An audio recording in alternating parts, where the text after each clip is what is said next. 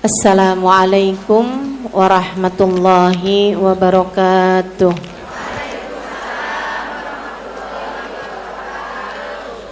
Alhamdulillah, wassalatu wassalamu ala Rasulillah Muhammad ibn Abdillah wa ala alihi wa sahbihi wa man walah. Subhanaka la ilma lana illa ma 'allamtana innaka antal alimul hakim. Rabbi syrah li sadri wa yassir li amri wahlul 'uqdatan min lisani yafqahu qawli, amma ba'du. Alhamdulillah, sama-sama kita hormati, kita muliakan keluarga besar Majelis Ta'lim Syubbanul Habibiyah, gitu ya, Habib Fakhri Jamalul Lail. Kita doakan semoga beliau beserta segenap keluarganya, istrinya Nancy Amir, sahabat saya, dan juga segenap keluarga besarnya, semoga senantiasa dalam pandangan kasih sayang Allah Subhanahu wa taala, dalam syafaat Rasulullah sallallahu alaihi wasallam. Panjangkan umurnya, disehatkan badannya, dimudahkan urusannya, dimurahkan rizkinya, kabulkan hajatnya, dibahagiakan hidup dunia dan akhiratnya, diberkahi kehidupannya, semakin dicintai Allah Subhanahu wa taala dan Rasulnya. Amin ya rabbal alamin.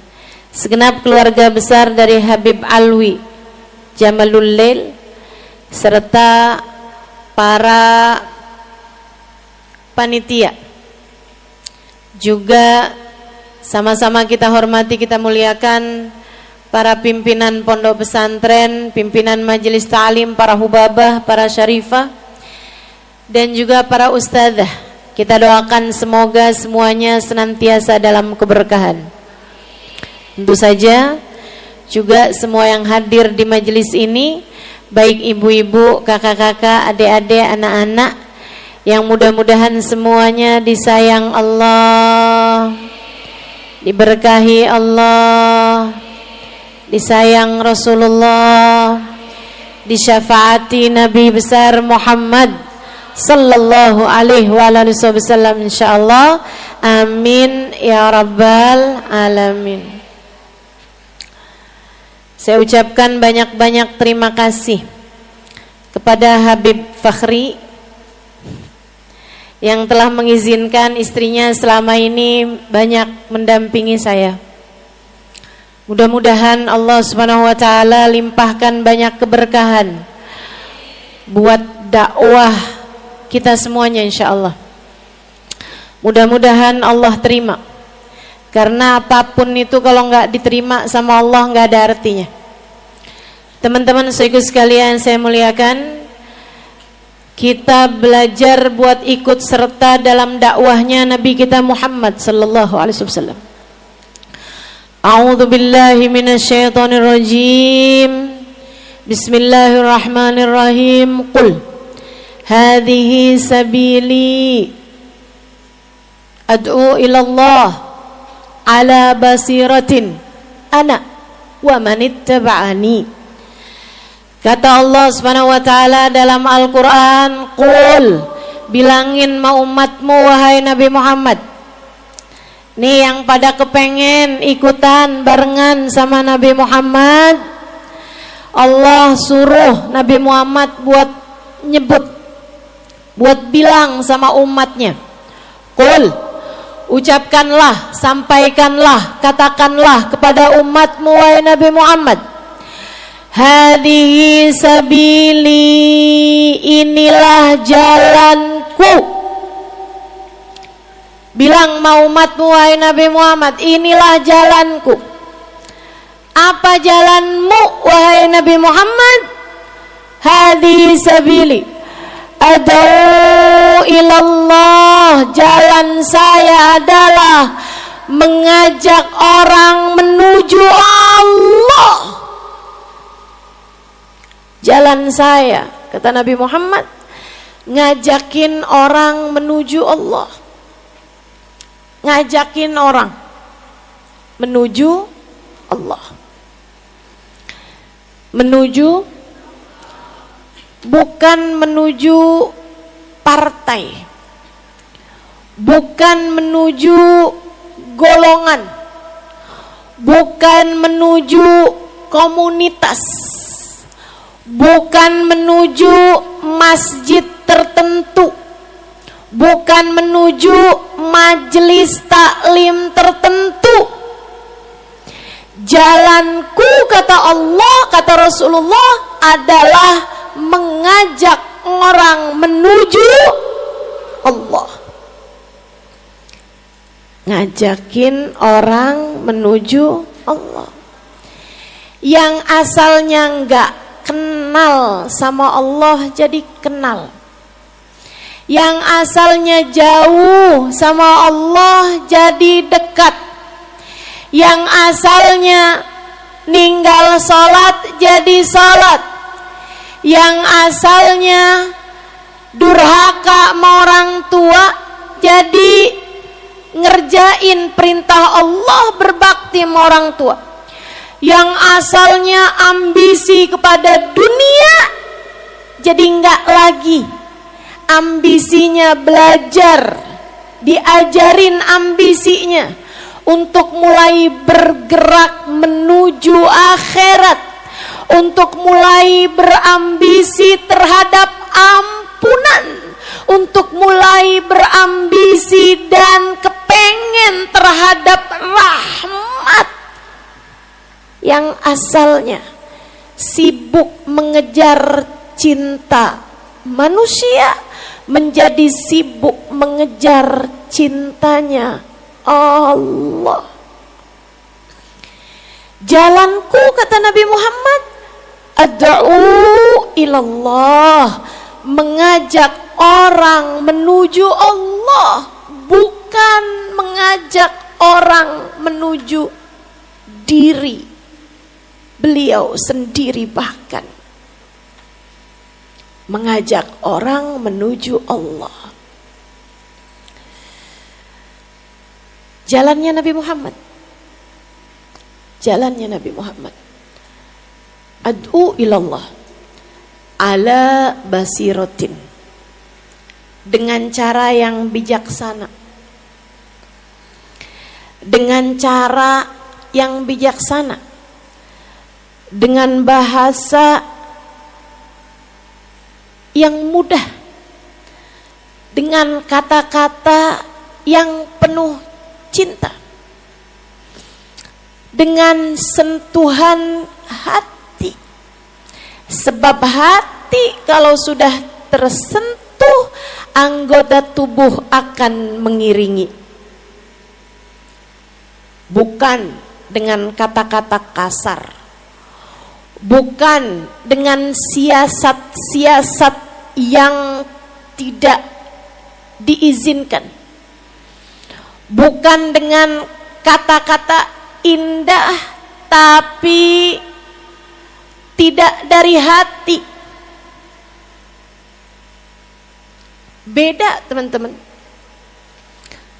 Guru saya berulang kali mengingatkan, dakwah itu bukan urusan kata-kata indah. Dakwah itu soal yang keluar dari hati, didasari ilmu. Sebab yang keluar dari hati akan sampai kepada hati. Masalahnya hanya hati yang sudah sampai kepada Allah yang bisa mengajak yang lain menuju Allah.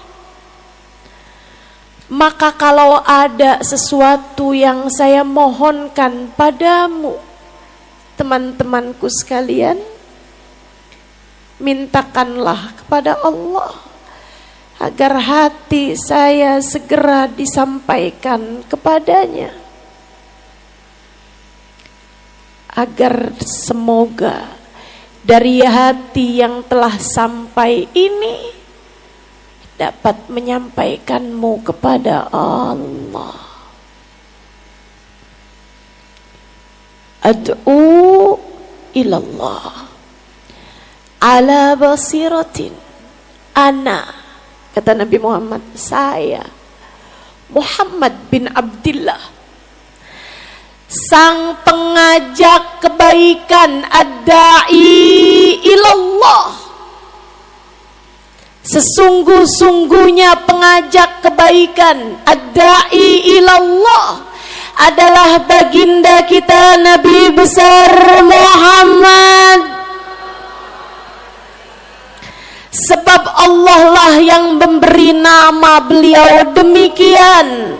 Qul hadhihi sabili ad'u ilallah, maka sesungguh-sungguhnya ad-da'i ilallah adalah Sayyiduna Muhammad.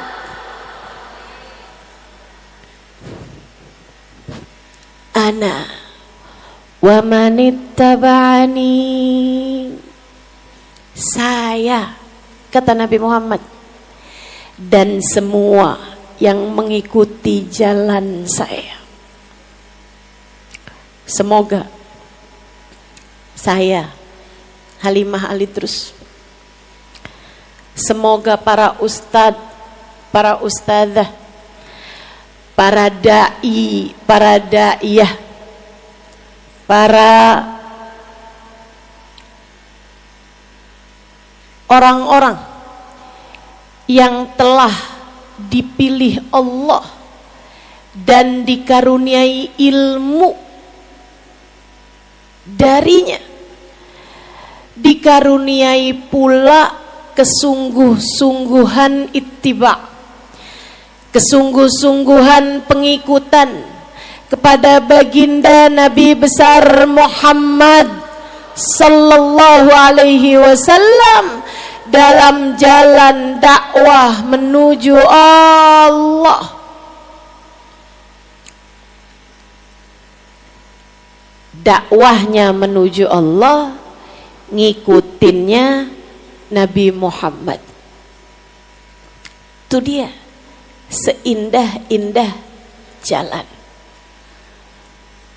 Ustazah, kalau saya gimana? Ilmu saya nggak banyak, Ustazah.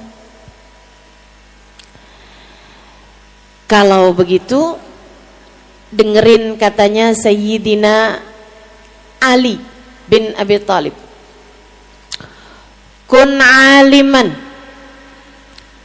au muta'alliman au mustami'an au muhibban wala takunil khamis fayuhlikakallah.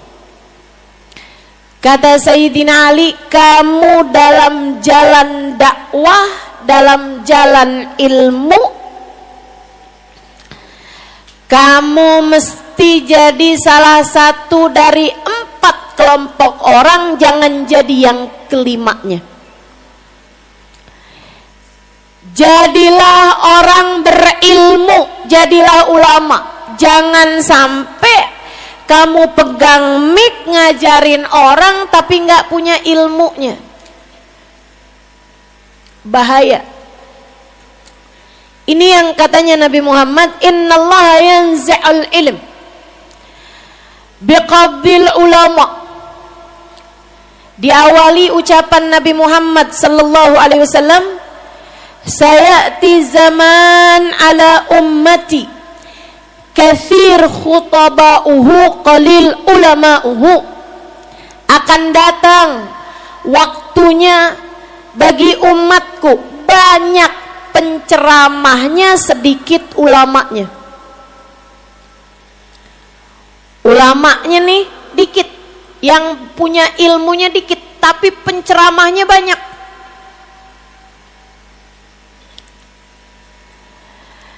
Jangan sampai itu juga terjadi kepada kita, teman-teman.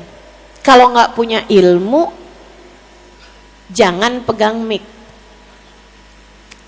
Ya kecuali kalau pegang mic-nya bukan buat mengajar. Dan yang berilmu sekalipun, kamu harus terus upgrade diri. Ilmunya tambahin. Jangan sampai yang ditambahin malah dosanya. Jangan sampai yang ditambahin malah kalimat-kalimat indahnya.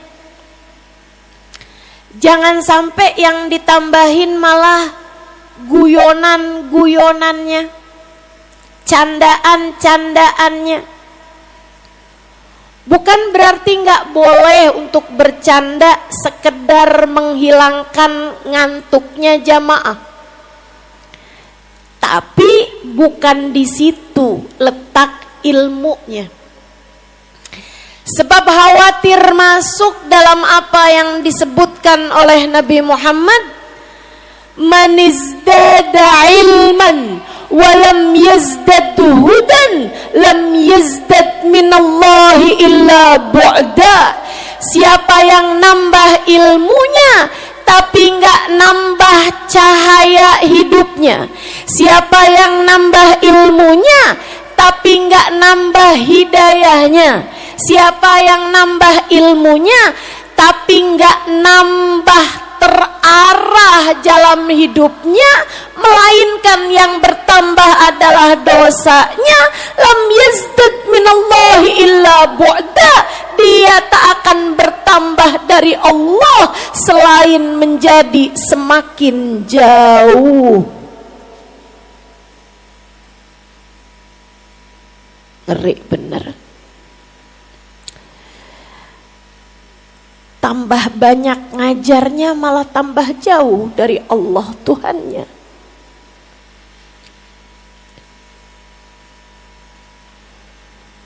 Ini izinkan saya sedang berbicara pada diri saya sendiri. Dan untukmu yang mendengar, doakan agar saya tidak menjadi salah satunya.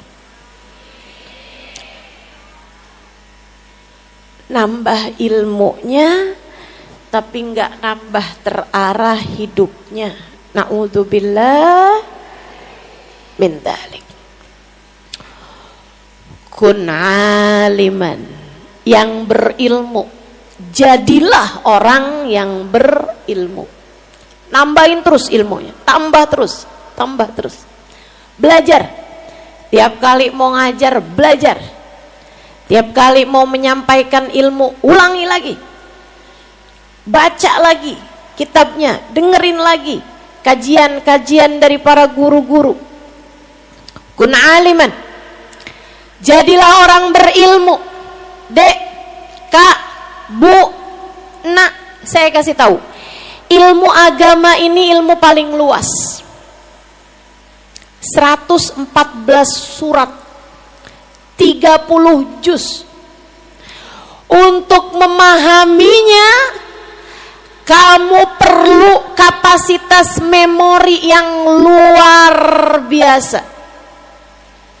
Untuk bisa mengerti syariat agama Allah Subhanahu wa taala perlu kecerdasan ekstra. Karenanya saya sarankan padamu, Bu, Kak, kalau kamu punya anak cerdas, minta mereka buat belajar agama. Kenapa gitu? Ilmu agama tuh luas banget. Al-Quran itu lautan, nggak selesai dipelajari orang sepanjang zaman. Puluhan ribu, ratusan ribu hadisnya Nabi kita Muhammad sallallahu alaihi wasallam.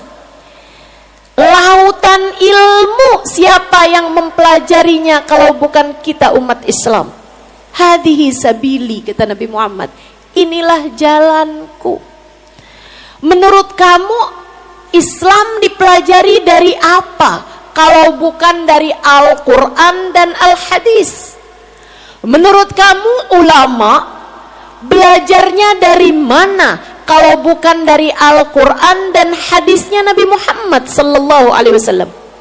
Maka aneh banget nih orang zaman sekarang yang suka bilang saya mah nggak mau ikutin ulama fulan, ulama faltan, imam fulan, imam faltan, saya mau ikutin Al-Quran dan Al-Hadis. Lah kamu pikir ulama belajarnya dari mana? Dari TikTok? Kamu pikir ulama belajarnya dari mana? Dari Google gitu? Saudaraku sekalian yang saya muliakan, yang mereka pelajari adalah Al-Quran dan Al-Hadis. Perlu waktu panjang untuk mempelajarinya. Maka kun aliman, jadilah orang alim. Kalau kamu liatin anakmu cerdas, cucumu cerdas, ajarkan kepada mereka.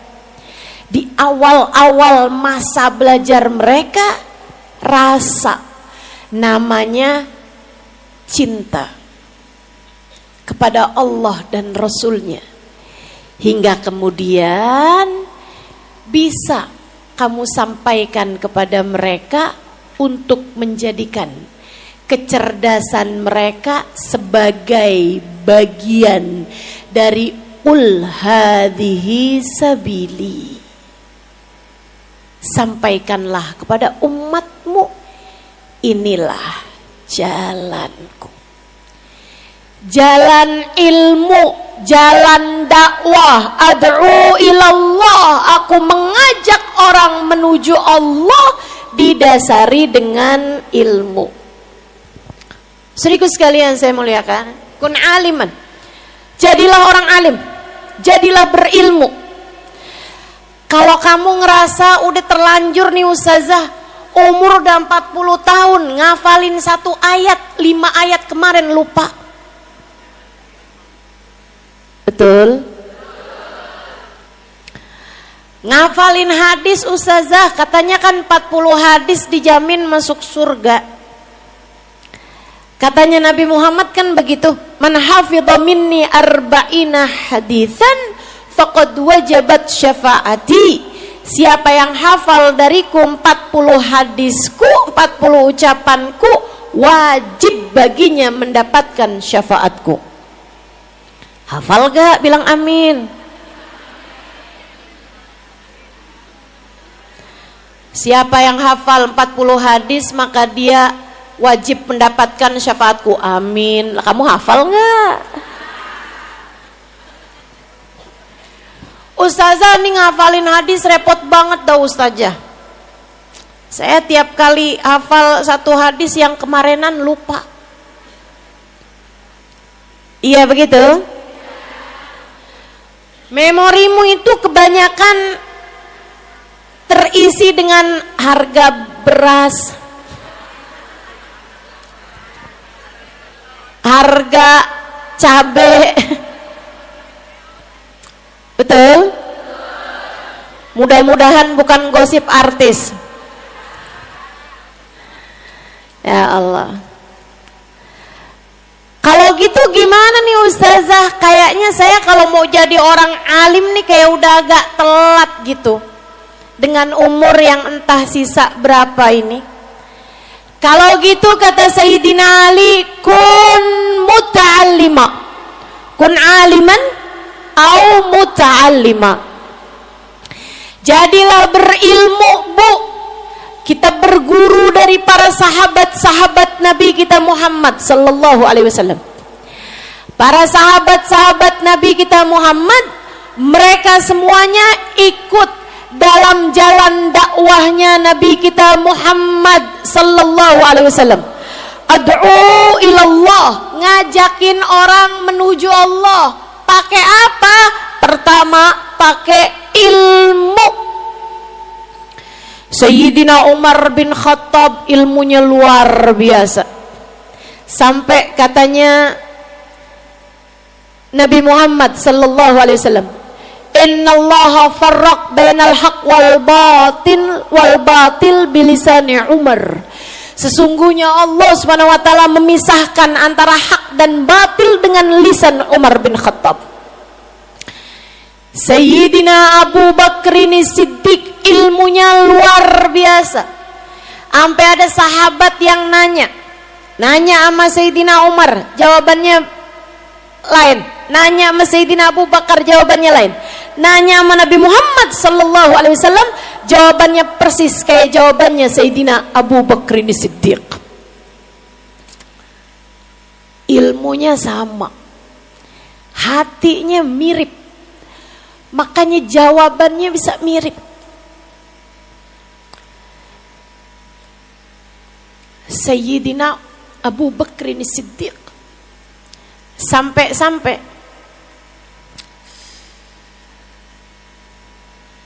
waktu ditanya, ya Rasulullah, seperti apa kedudukan Abu Bakar di sisi Allah? Ini para sahabat pengen nanya nih, kayak apa sih kedudukannya para sahabat-sahabat nih di hadapan Allah Subhanahu wa taala.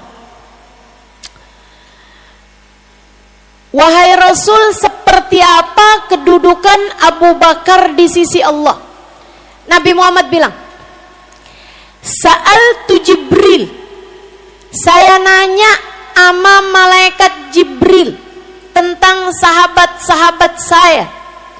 Malaikat Jibril menjawab, lawuzinat imanu ahlil, lawuzinat hasanatu ahlil ard fi kaffah wa hasanat Umar fi kaffah larajahat hasanatu Umar.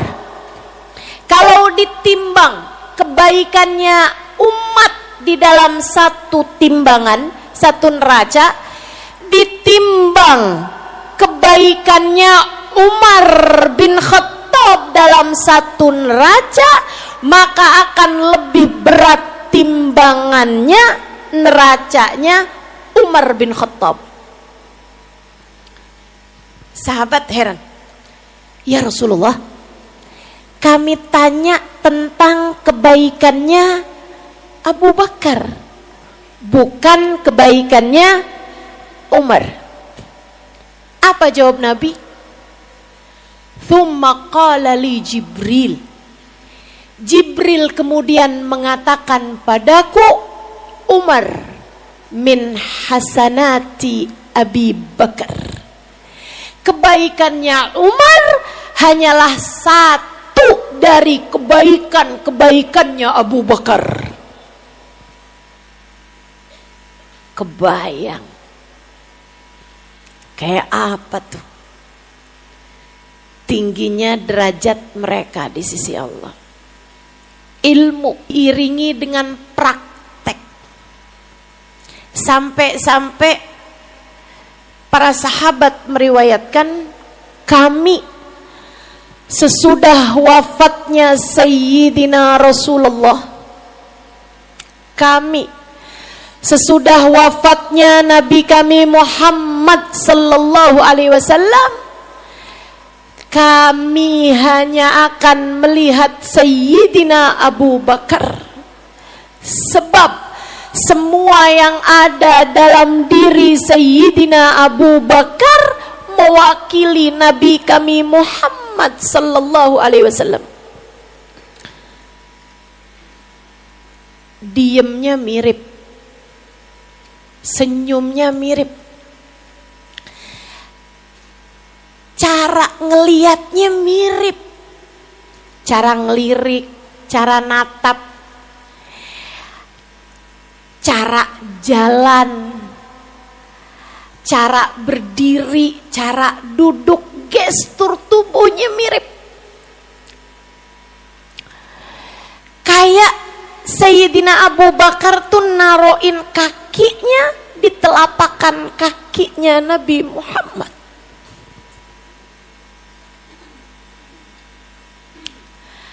Akhlaknya mirip banget. Tapi setiap kali dibilangin, wahai Abu Bakar, engkau mengingatkan kami kepada Nabi Muhammad.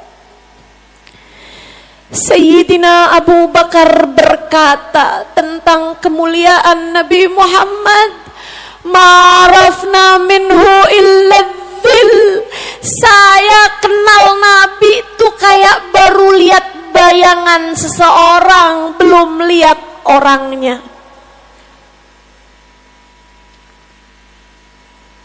Saya sama Nabi Muhammad tuh gak segitunya katanya. Saya tuh kayak baru lihat bayangannya doang, belum lihat orangnya. Ilmu diiringi dengan akhlak. Tiba-tiba nih zaman tahun-tahun belakangan, ada orang-orang yang ngerasa paling tahu tentang Nabi Muhammad. Yang ini bid'ah, Nabi Muhammad gak pernah kerjain. Yang ini salah, gak sesuai sunnahnya Nabi Muhammad. Kamu kenal apa tentang Nabi Muhammad? Nabi sholat malamnya gak pernah lebih dari 11 rakaat. Tunggu dulu. Kamu ngekos di rumah Nabi? Bahkan yang terdekat dengan Nabi, yang Allah sebut sebagai sahib di dalam Al-Quran dengan firman Allah Ta'ala, idh qala li sahibihi la tahzan innallaha ma'ana. Tatkala Muhammad berkata kepada sahabatnya saat keduanya sedang berada di dalam gua, jangan sedih wahai sahabatku, sesungguhnya Allah bersama dengan kita. Nih yang Allah kasih izin, yang Allah perkenankan dengan firman-Nya. Allah berkata dia adalah sahabatnya Sayyiduna Muhammad. Beliau malah justru berkata, ma'arafna minhu illa dzil. Saya kenal Nabi nih kayak baru kenal sama bayangan seseorang, belum kenal sama orangnya. Saudaraku sekalian, Sayyidah Aisyah, perempuan paling dekat sama Nabi Muhammad, tiap kali meriwayatkan sesuatu tentang Nabi, Sayyidah Aisyah menjawab, ma ra'aina illa, atau faqad ra'aitu kada wa kada. Sayyidah Aisyah bilang, yang saya lihat begini. Sayyidah Aisyah nggak bilang Nabi itu selalu begini, enggak. Sayyidah Aisyah bilang yang saya lihat. Kenapa? Karena nggak selalu Sayyidah Aisyah lihat. Bukankah ada hari-hari yang Nabi Muhammad sedang bersama dengan istrinya yang lain? Bukankah ada hari-hari yang Nabi Muhammad sedang bersama dengan sahabat-sahabatnya yang mungkin gak dilihat sama Sayyidah Aisyah? Tiba-tiba orang zaman sekarang main yang dari hadis ini berarti ada hukum ini, berarti selain ini adalah bid'ah. Ngaji di mana kamu? Tapi Imam Syafi'i bilang begini, saya gak mau ikutan imam, saya mau ikut Nabi Muhammad. Menurut kamu Imam Syafi'i ikut siapa? Saudariku sekalian yang saya muliakan, kita belajar dari para guru-guru kita. Di antara mereka adalah para sahabat-sahabat Nabi kita Muhammad sallallahu alaihi wasallam, yang berguru langsung kepada sang maha guru besar Nabi kita Muhammad sallallahu alaihi wasallam tentang bagaimana menjadi berilmu. Sayyidina Uthman bin Affan, penulis Al-Quran, penulis Al-Quran, yang sampai wafat dalam keadaan sedang membaca Al-Quran di dalam sholat, karena beliau setiap malam membaca 10 juz Al-Quran di dalam sholat beliau. Beliau nulis Quran, teman-teman, 5 Quran yang beliau tulis. Quran yang terakhir belum selesai beliau tuliskan ketika pedang menembus jantung beliau dari belakang sampai ke depan. hingga darah muncrat sampai ke Al-Quran yang terbuka yang sedang beliau tuliskan. Qurannya saya udah lihat, lebih besar ukurannya dari panggung ini nih, 4x2 gitu, lebih besar dari ini Qurannya yang dituliskan Sayyidina Umar. Ada di Tashkent sekarang nih, ada di Tashkent atau Samarkand ya, Tashkent ya, di ibu kotanya Uzbekistan. Quran itu sampai sekarang masih dikekalkan Allah. Lembarannya tidak bisa lapuk, padahal sudah berusia 1400 tahun. Tahu kenapa? Karena di sana terdapat darahnya Sayyidina Utsman bin Affan. Untuk memuliakan darah seorang kekasih, Allah abadikan lembaran-lembaran mushaf itu. Hanya untuk memberitahu kita bahwa darah seorang syahid adalah darah yang kekal, tidak bisa dimakan rayap-rayap tanah. Sayyidina Utsman ibn Affan alaihi ridwanullah,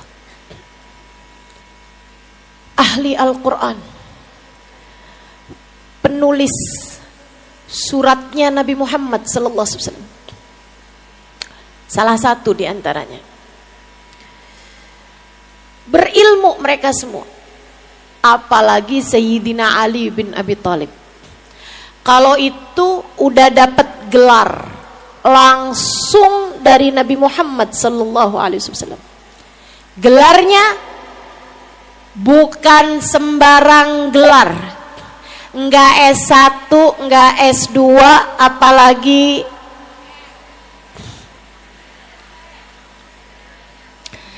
gelarnya langsung dari Nabi Muhammad sallallahu alaihi wasallam. Setinggi-tinggi gelar, sehebat-hebat gelar disandang Sayyidina Ali dengan ucapan Nabi Muhammad, ana madinatul ilmi wa aliyun babuha. Aku adalah kota ilmu dan Ali bin Abi Thalib adalah pintunya. Aku kota ilmu dan Ali bin Abi Thalib adalah pintunya. Saudaraku sekalian yang saya muliakan, kemudian dari para sahabat-sahabat semuanya rata-rata berilmu. Banyak di antara mereka yang menjadi ulama-ulamanya para sahabat. Ada Sayyidina Ibnu Abbas, ada Sayyidina Ibnu Mas'ud yang katanya Nabi Muhammad sallallahu alaihi wasallam, "Idza qara'tumul Qur'an faqra'u ala qiraati Ibnu Ummi Abd." Kalau kalian mau membaca Al-Qur'an, bacalah dengan bacaannya Ibnu Mas'ud. Sahabat-sahabat, di antara mereka ada sahabat perempuan yang jadi ulama, namanya Aisyah.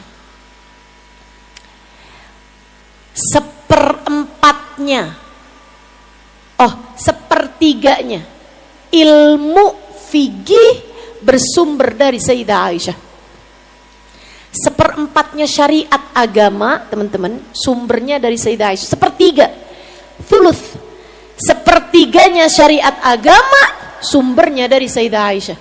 Kayak apa pinternya itu perempuan. Yang keempat, terbanyak meriwayatkan hadis Nabi kita Muhammad sallallahu alaihi wasallam, ribuan. Pertama Sayyidina Abu Hurairah Abdurrahman bin Sakhr, kemudian kedua Sayyidina Ibnu Umar Abdullah bin Umar, kemudian yang ketiga Sayyidina Anas bin Malik, yang keempat Sayyidah Aisyah radhiyallahu taala anha wa ardhaha.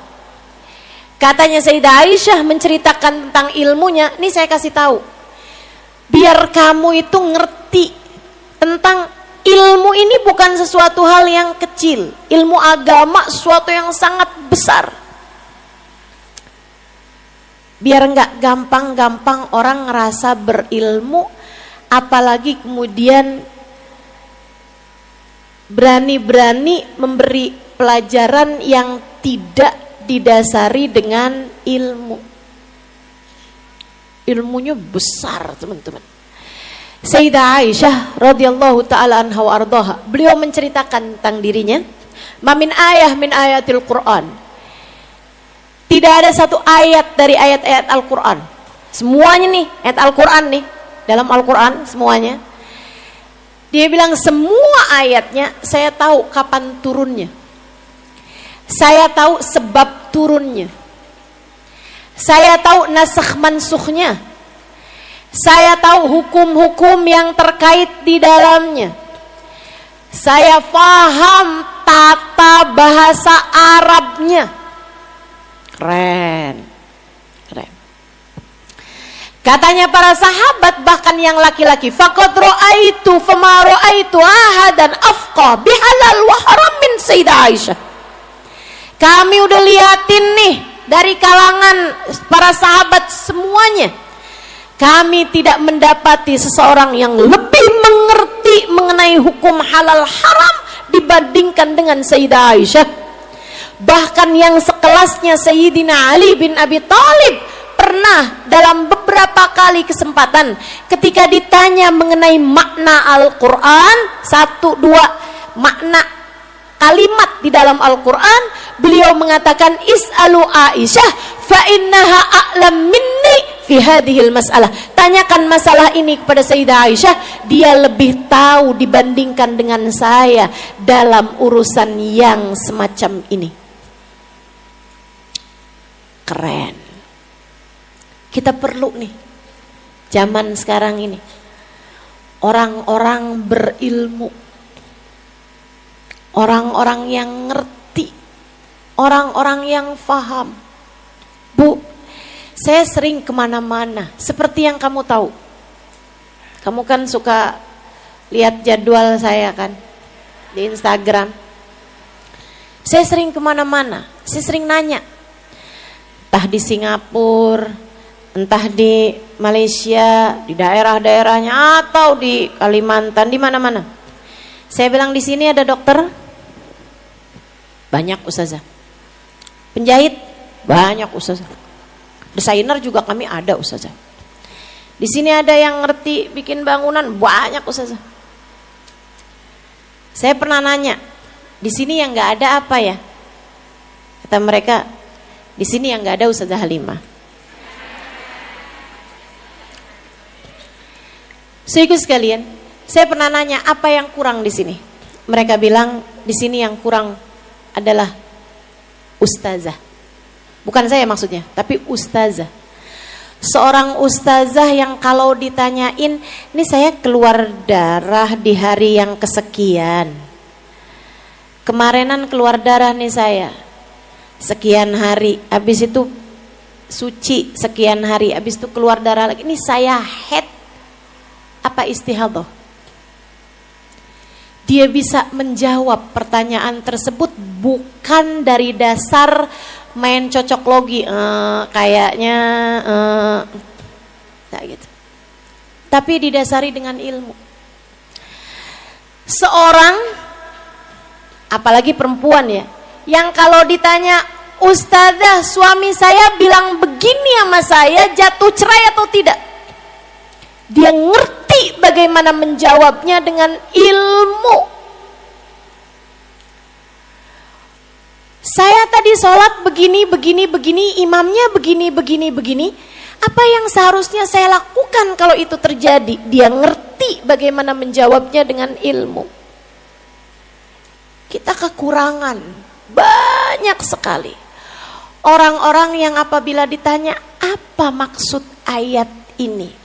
Atau adakah hadis yang mengatakan tentang hal ini? Apakah Nabi Muhammad pernah menyebutkan tentang hal semacam ini pada masa kehidupan beliau? Dan dia menjawabnya dengan ilmu.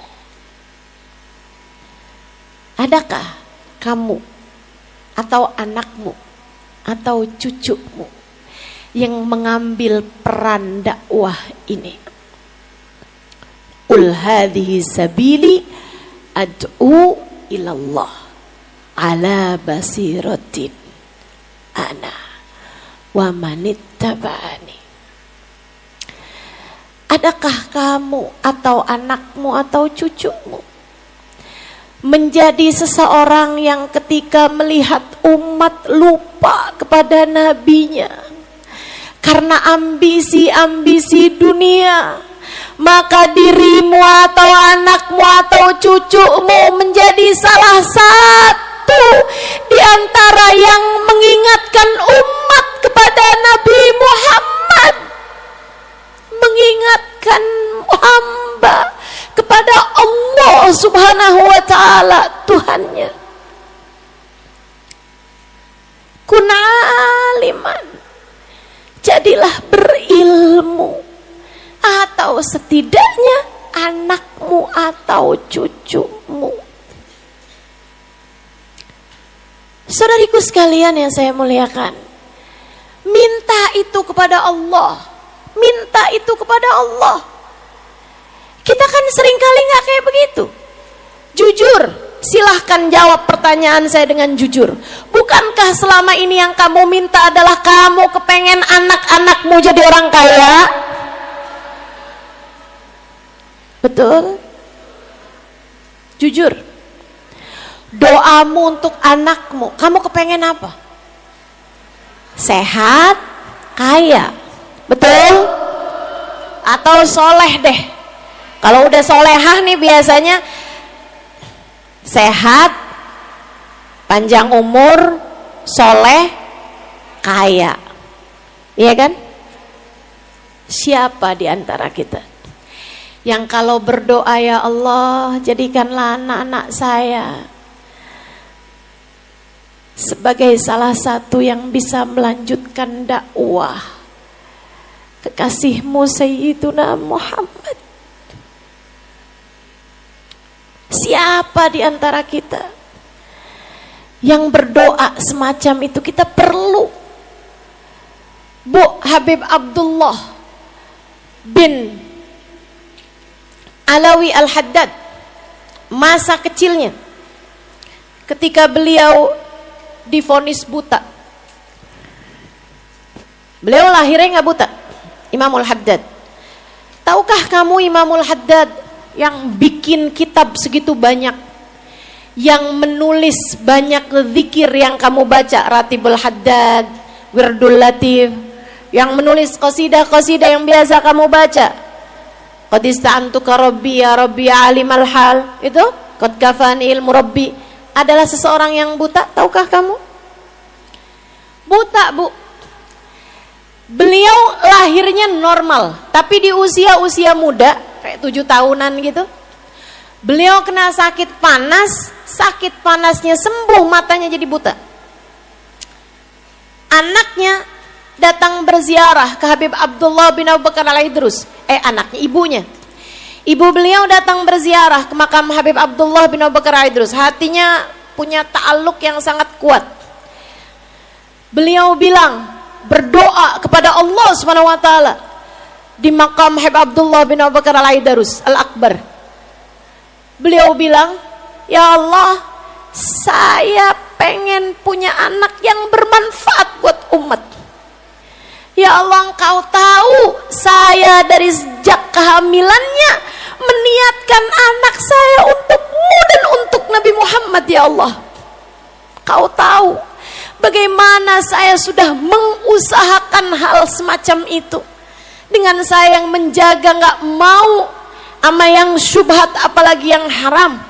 Dengan saya menjaga, ya Allah, saya didik anak saya, ya Allah, sehingga menjadi anak yang bertakwa, mengenal-Mu dan mengenal Nabi Muhammad. Ya Allah, saya berharap anak saya menjadi seorang yang bermanfaat buat umat. Ya Allah, kau lihat sekarang anak saya, ya Allah, buta. Ya Allah, jika kiranya anak saya tidak bermanfaat untukmu, untuk Nabi Muhammad, untuk jalan dakwah Nabi Muhammad, ambillah saja ia di sisimu, bahagiakanlah ia di sisimu, ya Allah. Kuat hati Bu buat doa kayak begitu. Ada banyak ibu-ibu itu yang kalau anaknya sakit dia doa bilang, ya Allah, yang penting hidup deh ya Allah. Kan begitu. Saya nggak sanggup kehilangan anak saya, ya Allah, yang penting hidup ya Allah. Sakit nggak apa-apa, cacat nggak apa-apa, yang penting hidup ya Allah. Ini ibunya kuat hati untuk doa kayak begitu. Subhanallah Bu. Allah panjangkan umurnya Habib Abdullah bin Abu Bakar bin Abi Abdullah bin Alawi Al-Haddad.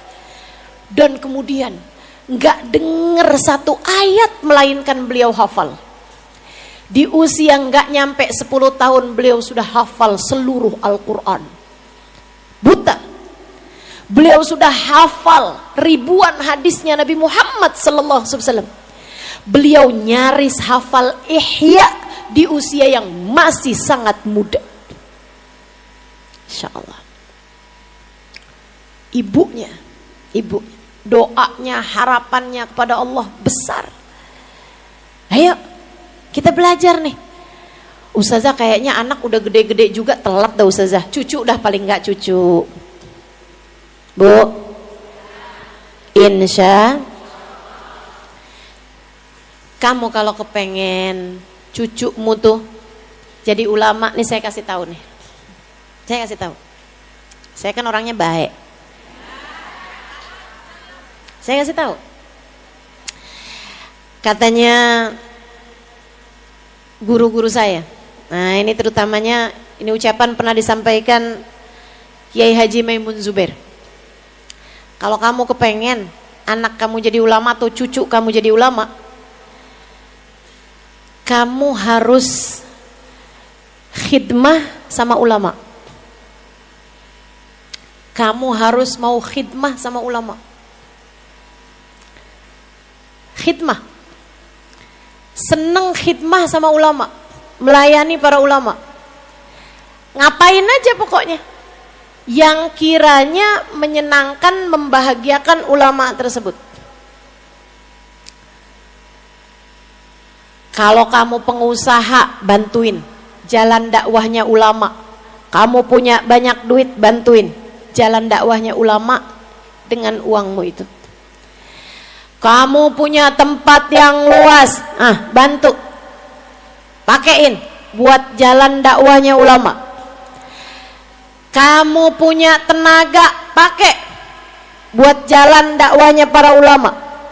Kamu punya suara bagus, pakai buat jalan dakwahnya ulama.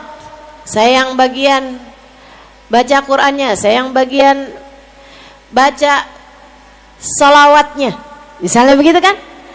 Kamu punya apapun ikut serta bantu jalan dakwahnya ulama, atau sekurangnya ikut serta. Ada ulama bikin kajian, hadir yang gak nyusahin. Emang ada ustadzah hadir yang nyusahin? Ada. Tuh bolak-balik diumumin jangan foto. Ini kan kalau ada yang hadir tapi moto, ini kan namanya hadir tapi nyusahin. Betul? Hadir tapi habis selesainya ninggalin sampah. Betul? Hadir tapi nyusahin nih kan yang beginian. Hadir tapi sepanjang majelis teleponan, scroll Shopee, ngajakin ngobrol yang sebelahnya. Hadir nyusahin apa enggak nih? Nyusahin. Ini mah enggak khidmah namanya. Tapi kehadiran, membantu pelaksanaan majelisnya, ikut serta jadi panitia. Tapi jangan di semua majelis ikutan jadi panitia. Malah itu namanya panitia yang nyusahin. Gitu ya. Nah, itu apapun aja yang bisa dilakukan. Katanya guru saya Kiai Haji Maimun Zubair, liatin, kalau kamu cinta sama ulama, khidmah sama ulama, biasanya Allah jadikan nanti anakmu atau cucumu ada yang jadi ulama. Sambilan khidmah, sambilan yang ikhlas, hikmahnya yang ikhlas. Ini masalah, semua masalah nih sama ikhlas nih. Kalau nggak ikhlas percuma teman-teman. Kalau buat sekedar naikin nama percuma teman-teman. Kalau cuman sekedar saya bantuin tapi biar dikasih VIP. Nah ini nyusahin namanya ya. Nggak kayak begitu. Kita bantu majelis, kita bantu dakwah para ulama-ulama dengan ketulusan, insya Allah. Apalagi sambil diniatin, minta gitu kan. Ya Allah, anak saya, cucu saya Allah jadikan bisa membantu dakwahnya para ulama-ulama saya Allah. Para ulama-ulama kita. Demikian caranya teman-teman. Kun aliman. Jadilah berilmu. Au muta'alliman, kalau enggak bisa berilmu sekurangnya jadilah muta'allim, jadilah santri, jadilah pelajar. Ustazah, saya kan biasa hadir nih majelisnya Ustazah, berarti saya jadi muta'allim? Belum tentu. Muta'allim itu santri, santri pelajar. Pelajar itu memang niat belajar, bawa catatan, dicatat sehingga tahu pembahasannya apa, habis selesai kemudian dirangkumkan, ditaruh di media sosial misalnya. Itu berarti muta'alliman yang kayak begituan. Tapi kalau yang ditanya keluar dari majelis, Ustazah Halimah tadi ngomong apa? Pokoknya ya Ustazah Halimah nyuruh kita berilmu. Sisanya yang lain hilang semua. Gitu kan? Kalau ditanyain ibunya siapa tadi? Ibunya siapa yang katanya pengen anaknya jadi yang bermanfaat, terus akhirnya jadi anaknya ilmunya jadi bermanfaat. Yang buta tadi ibunya siapa? Siapa dah? Pokoknya ada dah. Saya lupa ya tadi yang disampaikan sama Ustaz. Ada rekamannya di YouTube, tenang aja.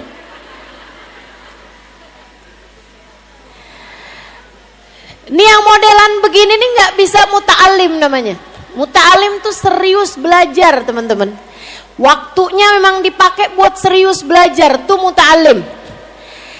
Katanya Imam Syafi'i, katanya Sayyidina Ali bin Abi Thalib, kun aliman jadilah berilmu, au muta'alliman atau jadilah pelajar yang serius belajarnya, gitu kan? Ustazah kayaknya nggak bisa juga nih yang serius-serius belajar, saya udah nggak sanggup lagi Ustazah, otak saya ini udah rada-rada bebel. Kayaknya kebanyakan denger ini dah.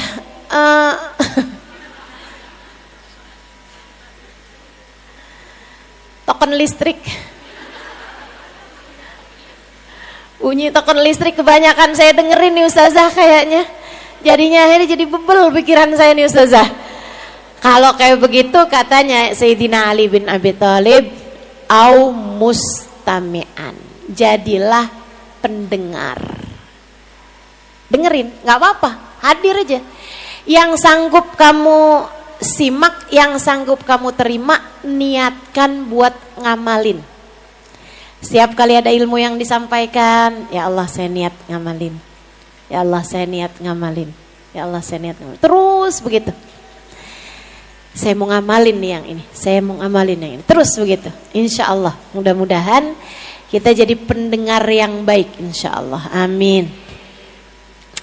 Kata Sayyidina Ali, terakhir paling buntut, ya paling buntut. Kamu udah nggak bisa jadi ulama, kamu juga jadi santri juga susah. Mustami sekalipun nggak selalu punya waktu, meskipun insya Allah mudah-mudahan tetap diusahakan ya. Untuk sekurangnya mendengarkan kajian, apalagi zaman sekarang kan gampang nih, nggak hadir di kajiannya, yarhamukillah, nggak hadir di kajiannya, kamu masih bisa mendengarkan lewat media sosial, kan begitu? Bisa dengerin lewat YouTube, bisa dengerin lewat Instagram. Bukan hanya kajian saya, tapi dari banyak kajian-kajian dari ulama-ulama kita yang banyak didengarkan sekarang ini. Simak, dengarkan tuh teman-teman sekalian. Mustami'an, dengarkan dengan baik, niat mengamalkannya. diiringi semuanya ini, kamu mau ulama kah, kamu mau santri kah, kamu mau mustami kah, sekedar pendengar, kamu iringi semuanya dengan yang keempat ini, au muhibban, atau jadi pecinta. Jadilah pecinta, pecinta ulama, pecinta santri, pecinta majelis ilmu. Wala takunil khamis, jangan jadi yang kelima, artinya enggak jadi salah satu dari keempat orang ini. Fayuhlikakallah, kalau kamu ulama bukan, pelajar santri bukan, pendengar yang biasa hadir di majelis juga bukan, bahkan kamu enggak punya rasa cinta kepada ulama, kepada majelis ilmu, kepada santri, kepada pesantren, fayuhlikakallah, maka kamu akan menjadi orang-orang yang dihancurkan oleh Allah. Na'udzubillah min dzalik. Na'udzubillah min dzalik. Saudaraku sekalian, muhibban, pecinta. Kita nih semuanya jangan sampai enggak jadi pecinta. Kenapa? Sebab kalau kamu mencintai ulama, kamu mencintai jalannya Nabi Muhammad. Sebab menurutmu bagaimana cara sampainya dakwah dan ilmunya Nabi Muhammad kepada kita kalau tidak disampaikan oleh ulama? Makanya ada hadis al ulama warathatul anbiya. Ulama adalah pewarisnya Nabi. Bu, Nabi Muhammad tuh dulu jalannya diikuti oleh para sahabat, dan untuk mengikuti jalannya Nabi Muhammad mereka mengorbankan apapun, bukan hanya waktu, bukan hanya tenaga, bahkan nyawa. Bahkan nyawa. Izinkan saya di akhir kajian saya ini, tenang, walaupun akhir ceritanya panjang, akan menceritakan padamu kisahnya seorang perempuan seperti dirimu juga, yang untuk mengikuti Nabi Muhammad dia rela mengorbankan apapun, bahkan jika andai mengorbankan nyawa sekalipun. Namanya Ummu Umarah, Nasibah binti Ka'ab. Dia ini teman-teman, kayak kamu juga, perempuan, tenaganya cukup kuat. Waktu Nabi Muhammad perang Badar, dia punya anak dua, namanya Abdullah sama Habib. Suaminya satu ya, tentu saja, namanya Zaid.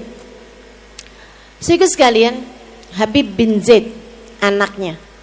Nah, itu kadang saya suka cerita juga tuh mengenai anaknya ini. Kisah yang luar biasa mengharukannya juga.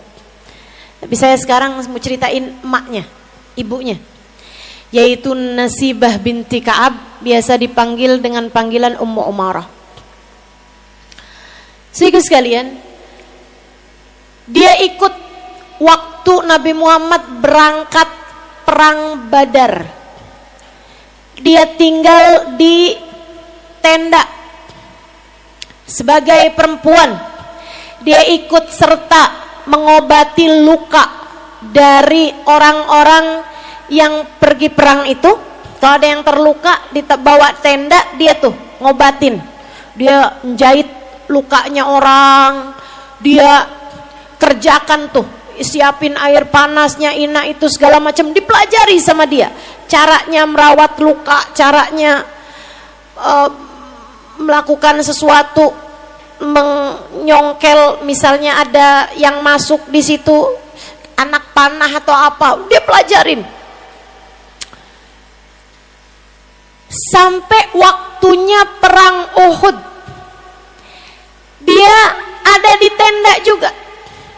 Saudaraku sekalian, selain daripada ilmu merawat luka, ilmu pegang pedang, misalnya gitu, yang dia pelajarin sedikit-sedikit dari anak dan keluarganya, ada ilmu besar yang dia pelajari dalam hidupnya, yaitu ilmu bernama cinta. Cinta kepada baginda Nabi besar Muhammad memenuhi seluruh ruang hatinya, yang untuk jalannya Nabi Muhammad, untuk jalan Nabi Muhammad, dia akan mengikutinya, berkorban di dalamnya, meski jika itu harus dibayar dengan nyawanya sekalipun. Tapi perang Uhud seperti yang kita tahu, semula perang itu dimenangkan umat Islam. Tapi ketika yang ada di atas Jabal Ramah, di atas Gunung Panahan, di mana Nabi memasang pemanah-pemanah di sana, ketika melihat harta rampasan ditinggalkan begitu saja oleh pasukan kafir Quraisy, mereka turun untuk mengambil harta rampasan tersebut. Pasukan kafir Quraisy yang waktu itu dipimpin oleh Khalid bin Walid, yang kala itu tentu saja belum masuk ke dalam agama Islam, mereka menyerang balik pasukan Islam, kocar-kacirlah umat Islam. Ummu Umarah di dalam tenda, dia ngelihat kok suara perangnya lain. Habis itu kemudian tambah banyak orang yang masuk ke dalam tenda karena luka. Sampai kemudian dia liatin, kenapa ini pasukan kafirnya balik nyerang kita lagi, kita padahal tadinya asalnya udah menang. Ini sekarang saya kena panah, ini saya sekarang kena ini. Dia lagi sibuk nih ngerawat luka. Ketika dia lagi sibuk merawat luka itu, dia mulai jahit nih luka dari seseorang. Dia dengar suara, Muhammad qad qutil, Muhammad qad qutil, Muhammad sudah terbunuh, hore Muhammad sudah terbunuh. Dari suaranya kafir Quraisy, Ummu Umarah spontan ditinggalkannya luka tersebut. Dia kemudian keluar seperti seorang perempuan yang tak sadarkan diri. Diambilnya pedang yang ada di situ, yang ditinggalkan oleh seorang yang terluka. Diambil pedangnya, kemudian dia keluar. Aina Rasulullah? Di mana Rasulullah? Dia pun kemudian mendekati Nabi Muhammad sallallahu alaihi wasallam, yang asalnya Nabi Muhammad di sekelilingnya Nabi ada puluhan orang jagain Nabi. Kala itu hanya tinggal beberapa orang, yang itu pun beberapa orang itu pun juga sibuk menghadapi orang-orang kafir yang memang semuanya berusaha untuk menghadapi Nabi Muhammad dan membunuh Nabi Muhammad. Ummu Umarah, dia pegang pedang itu, kemudian berdiri gak jauh dari Nabi Muhammad sallallahu alaihi wasallam. Dia pegang pedangnya sambil setiap kali ada sesuatu yang mengenai Nabi Muhammad dari arah kanan atau kiri Nabi, dia berusaha mendatanginya. Sambil sesekali dilihatnya Nabi Muhammad yang sudah pecah dahi beliau, yang sudah luka-luka wajah beliau. Satu besi dari baju besinya Nabi Muhammad tertancap di pipi Nabi Muhammad sallallahu alaihi wasallam.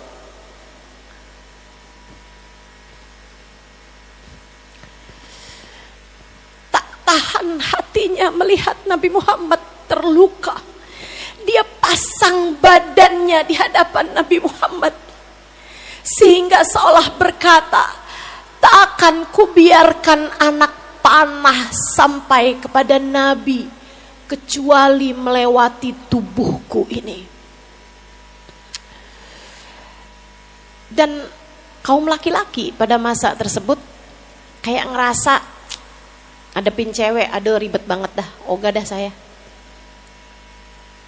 Sehingga ketika Nabi dijaga oleh Ummu Umarah, malah justru mendapatkan perlindungan. Gak lama Ummu Umarah ngelihat ada orang dari barisan perang ini menuju ke tenda karena dia terluka. Dia bawa tameng. Dia kenal orang tersebut, kemudian dia bilang, lemparkan tamengmu itu. Dilemparin, wah ini cewek keren juga ya. Dilemparin, ketangkep nih, modelan kayak saya nih, kelewat nih. Dia pegang tameng itu dengan tangan kirinya dan tangan kanannya menghunuskan pedang. Lagi kayak gitu bantuin Nabi, kena nih sama Ibnu Qomi'ah. Ada jawaranya Mekah, teman-teman, namanya Ibnu Qomi'ah. Dia berusaha untuk menyampaikan, dia berusaha buat nyerang Nabi Muhammad SAW. Dia kemudian Ummu Umarah nih ngadepin Ibnu Qomi'ah, dia panggil Mus'ab bin Umair. Mus'ab datang berduaan nih ngadepin Ibnu Qomi'ah, kayak singa Ibnu Qomi'ahnya. Dia pun kemudian menghunuskan pedangnya kepada Mus'ab bin Umair. Mus'ab bin Umair tewas seketika saat itu juga. Tapi dia nggak kelamaan ngurusin Mus'ab, dia langsung berdiri lagi buat jagain Nabi Muhammad SAW. Nggak lama dia lihat anaknya 2 orang dan suaminya juga. Dia panggil tuh anak dan suaminya, mereka bikin barikade di hadapan Nabi Muhammad SAW. Sampai kemudian ada salah satu anak panah mengenai tangannya sehingga tangannya kemudian berdarah, tapi dia nggak pedulikan. Sampai kemudian ketika salah satu dari anaknya Ummu Umarah itu ada di dekat Nabi Muhammad, Nabi kemudian bilang, kamu anaknya Ummu Umarah kan? Bala ya Rasulullah. Tuh, ibu kamu tuh tangannya luka, iketin. Anaknya kemudian mendekati ibunya, diiketin lukanya ibunya.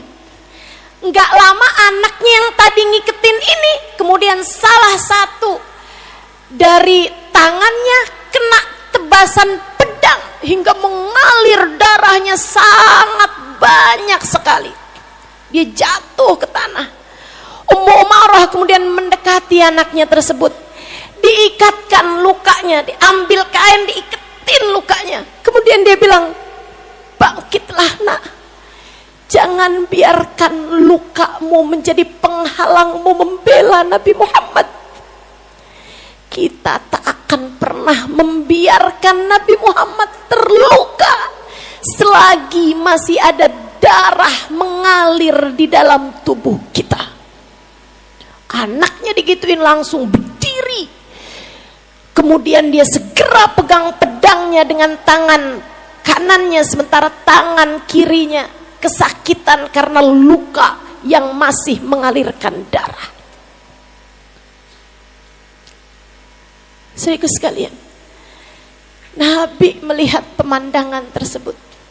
Nabi Muhammad berdoa, Allahumma barik li ahli hadzal bait. Nabi lihat tuh istrinya, tuh suaminya, 2 anaknya bikin barisan jagain Nabi Muhammad. Nabi terharu. Nabi doa, nih Nabi nih lagi perang sibuknya doa. Nabi Muhammad, Allahumma barik li ahli hadzal bait, Allahumma barik li ahli hadzal bait. Ya Allah, berkahi keluarga ini, ya Allah, berkahi keluarga ini, ya Allah, berkahi keluarganya Ummu Umarah. Dan Ummu Umarah lihat kayak begitu, denger Nabi Muhammad doa kayak begitu, dipakai dong senjata ini, dipakai buat minta doa. Dideketin Nabi Muhammad kayak agak mundur gitu. Terus dia bilang kepada Nabi Muhammad, "Ya Rasulullah, id'ilana." Rasul, kami mohon tambahan doa darimu. Apa Umarah?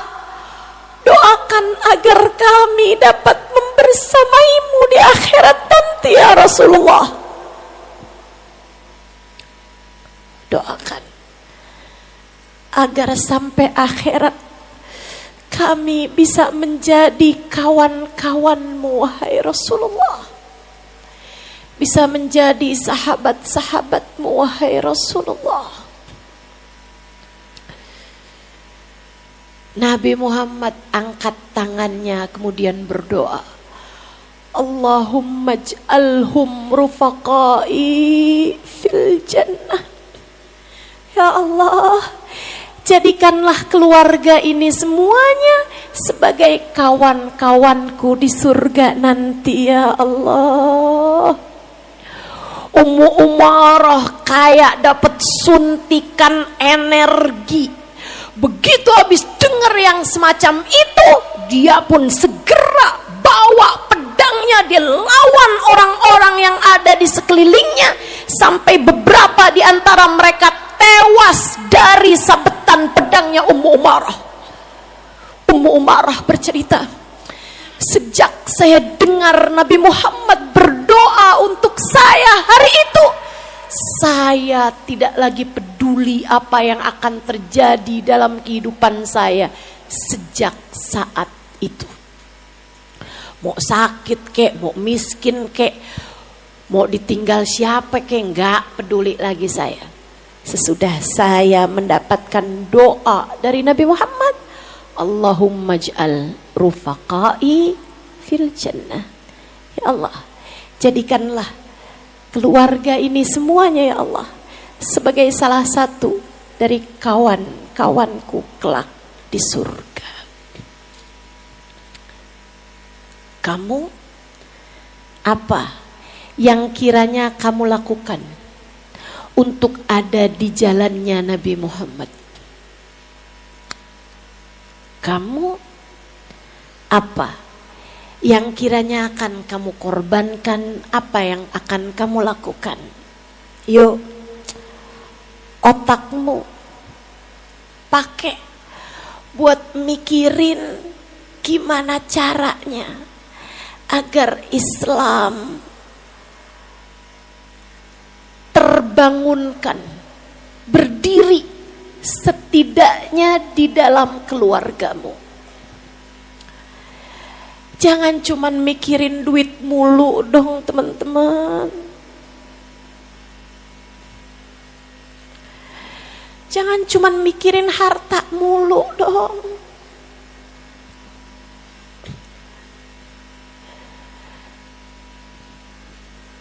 Apakah kamu sudah pantas untuk membersamai Nabi Muhammad di akhirat?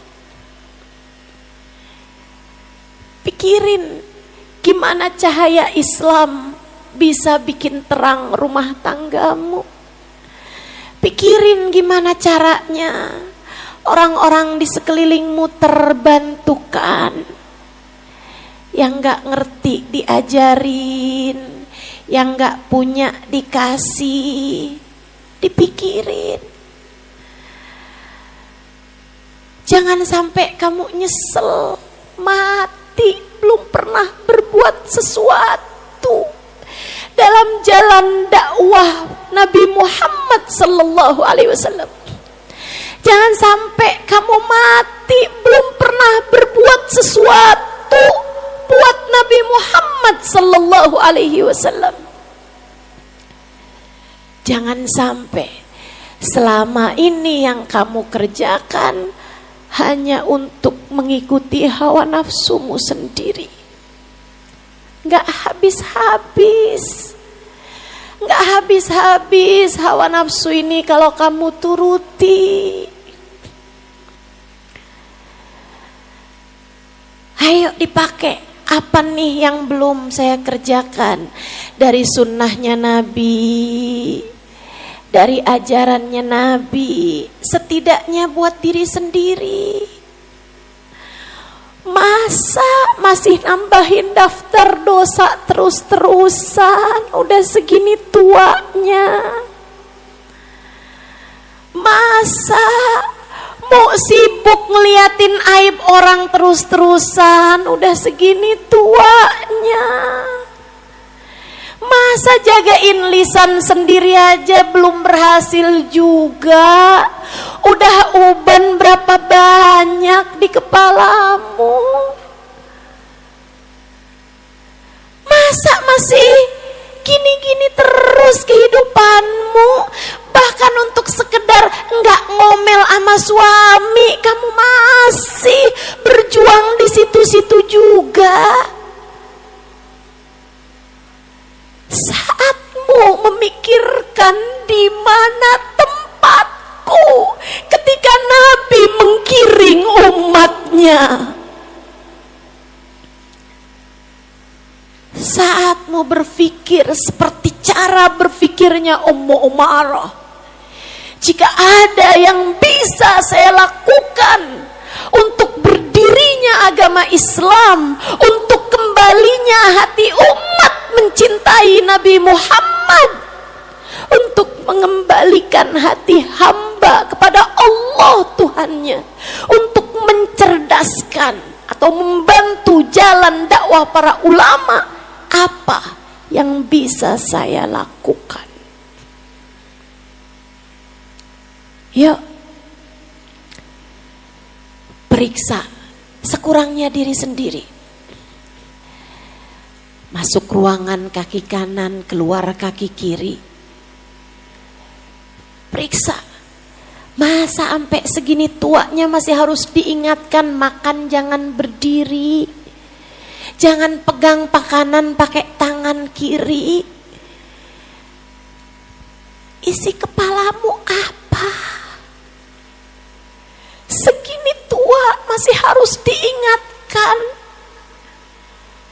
Bukankah sekarang waktunya sholat? Masih harus diingatkan. Saudariku sekalian yang saya muliakan, kita harus mulai bisa memastikan untuk maju, berjuang. Capek sedikit enggak apa-apa, sakit sedikit enggak apa-apa. Yuk, sama-sama belajar. Yuk, sama-sama ikut serta.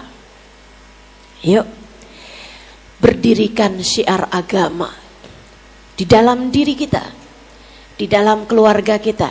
Yuk, sebarkan kasih sayang Allah, sebarkan kasih sayang Rasulullah lewat kasih sayang kita kepada orang-orang di sekeliling kita. Yuk, doain umat di dalam doa-doamu. Yuk, doain para ulama di antara doa-doamu. Yuk, ikut serta ada di belakang langkah-langkahnya para ulama-ulama kita. Saya ada di belakang langkahnya para ulama-ulama. Saya ada di belakang langkahnya guru-guru saya. Kamu ikut juga yuk. Kita barengan. Kita barengan. Melangkah perlahan-lahan, benerin diri, benerin umat, benerin keluarga kita. Yuk. Perlahan-lahan kita bangun surga di dalam diri kita, di dalam keluarga kita. Yuk, gak apa-apa kok kalau kita gak punya banyak yang dipunya sama orang-orang lain. Gak apa-apa kalau kita gak pernah bisa jalan-jalan ke luar negeri atau keluar kota kayak orang-orang lain tuh gak apa-apa. Semoga nanti kita bisa barengan sama Nabi Muhammad. Urusan dunia jangan dipaksain. Paksain urusan agamamu. Paksain. Tinggal tinggalin dosa, paksain. Tinggalin dosa, paksain. Kerjakan ibadah di dalam rumah tanggamu. Taubat, paksain, paksain. Paksain. Yuk belajar buat ngasih tahu pada diri kita, wahai diri, yuk ikut Nabi Muhammad. Wahai diri, yuk ikut Nabi Muhammad. Biar gak nyesel di akhirat. Biar mata kita ini Allah izinkan untuk bisa memandang wajah Nabi Muhammad. Biar telinga kita Allah izinkan mendengar suara Nabi Muhammad. Biar kaki kita Allah izinkan melangkah di belakang Nabi Muhammad. Biar semoga ada satu hari nanti kita bisa ngomong di hadapan Nabi Muhammad. Saya, duhai Rasul, umatmu, datang 1400 tahun sesudah kewafatanmu. Namun Allah saksinya, hatiku sepanjang hidup cinta dan rindu padamu.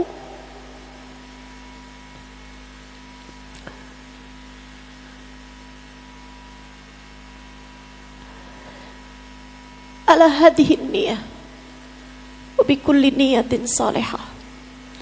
Wa ila hadratin Nabi al-Fatihah.